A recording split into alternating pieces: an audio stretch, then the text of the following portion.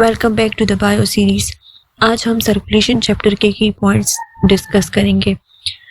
So start करते हैं with the circulatory system.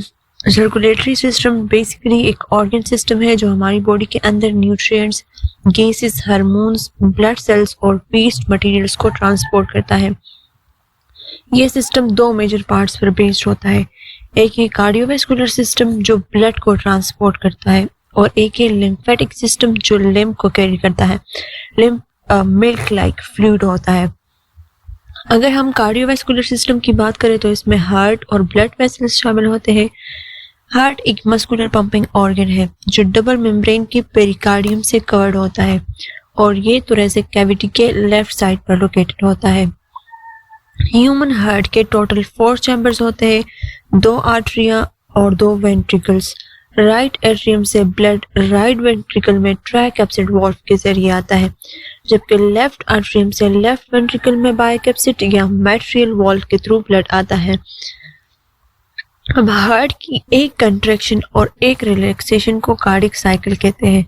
जब हार्ट कंट्रैक्ट करता है तो उसे सिस्टोल कहते हैं, और जब ये हार्ट रिलैक्स करता है तो इसे डायस्टोल कहते हैं। और हार्ट का इलेक्ट्रिक एक्टिविटी रिकॉर्ड करने के लिए एक डिवाइस होता है जिसे हम ईसीजी कहते हैं, इलेक्ट्रोकार्डियोग्राम।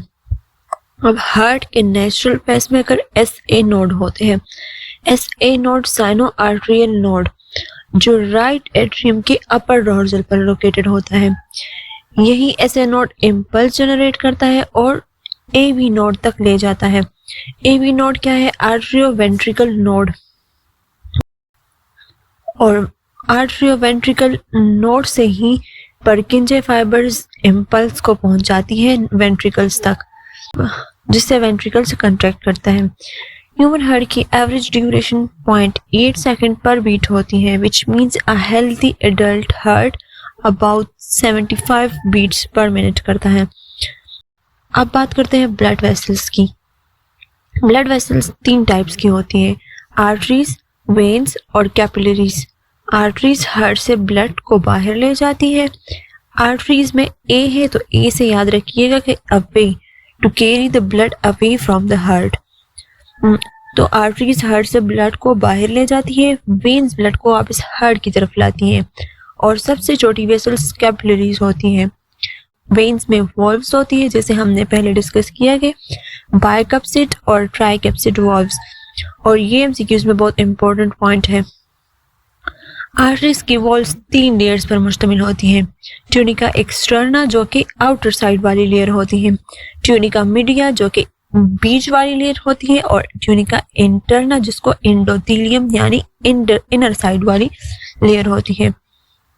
और कैपिलरी सिर्फ एक सिंगल एंडोथेलियम लेयर से बनी होती है, और यही डिफरेंस है आर्टरीज और कैपिलरीज में कि आर्टरीज में 3 लेयर्स होती है और कैपिलरीज में सिर्फ सिंगल एंडोथेलियम लेयर होती है।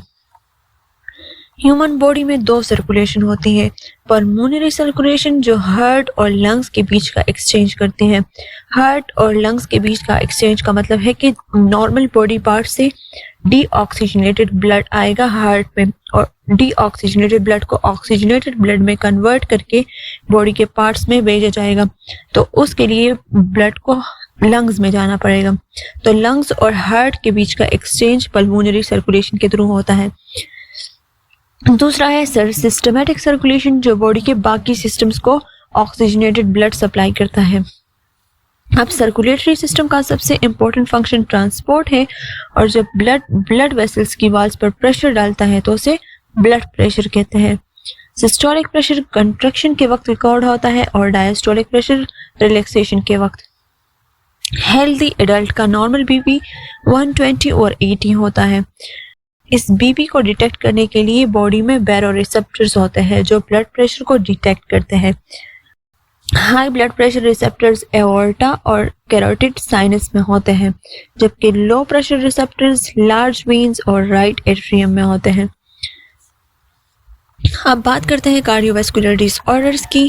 थ्रोम्बस ब्लड क्लॉट को कहते हैं जो प्लेटलेट्स की एग्रीगेशन से बनता है। जब क्लॉट किसी वेसल्स के अंदर बन जाता है तो उसे थ्रोम्बोसिस कहते हैं। अगर ये क्लॉट हार्ट की आर्टरीज को ब्लॉक कर दे तो उसे कोरोनरी थ्रोम्बोसिस कहते हैं, जिससे मायोकार्डियल इन्फेक्शन यानी हार्ट अटैक होता है। सेकेंड डिसऑर्डर है आर्टरी की वॉल्स का कोलेस्ट्रॉल की वजह से थिकन हो जाना, वो है आर्थरियोस्क्लेरोसिस। जबकि आर्ट्रियोल्स की हार्ड हो जाना, आर्ट्रियोस्क्लेरोसिस। वर्ड्स को याद रखिएगा। दोनों कंडीशंस का मेजर काज हाइपरटेंशन यानी हाई ब्लड प्रेशर होता है। कुछ न्यू बर्न बेबीज में हार्ट के स्ट्रक्चर या मेजर ब्लड वेसल्स में डिफेक्ट्स हो जाते हैं, जिससे कॉन्जेनिटल हार्ट डिफेक्ट्स कहते हैं। अगर लेफ्ट वेंट्रिकल्स प्रॉपर्ली डेवलप ना हो तो पंपिंग कम हो जाती है। इस कंडीशन को हाइपोप्लासिया कहते हैं। दूसरी कंडीशन है साइनोसिस। एक ब्लू डिस्कलरेशन होती है जब ब्लड में कार्बन मोनोऑक्साइड कंबाइन करके कार्बोक्सी हीमोग्लोबिन बनाता है। नॉर्मली हीमोग्लोबिन ऑक्सीजन कैरी करता है, लेकिन यहाँ पे कार्बन मोनोऑक्साइड कंबाइन होता है तो कार्बोक्सी हीमोग्लोबिन बन जाता है। कार्बोक्सी हीमोग्लोबिन की वजह से डिस्कलरेशन, ब्लू डिस्कलरेशन हो जाती है। एक और कंडीशन है एंजाइना पेक्टोरिस। वो चेस्ट पेन होता है जो इनएडिक्वेट ब्लड सप्लाई की वजह से होती है। कार्डियोवास्कुलर डिसऑर्डर्स का ट्रीटमेंट एंजियोग्राफी है, एंजियोप्लास्टी है और कोरोनरी बाईपास से किया जाता है। अब बात करते हैं लिम्फेटिक सिस्टम की। लिम्फेटिक सिस्टम वेसल्स का एक नेटवर्क होता है जो लिम्फ नाम के मिल्की फ्लूइड बॉडी में कैरी करता है। लिम्फ नोड्स लिम्फोइड टिश्यूज से बने होते हैं जहां लिम्फ फिल्टर्स होती है। ह्यूमन बॉडी में 100 से ज्यादा लिम्फ नोड्स मौजूद है। कुछ टाइप है सर्विकल नोड्स और कुछ है ऑक्सिलरी नोड्स।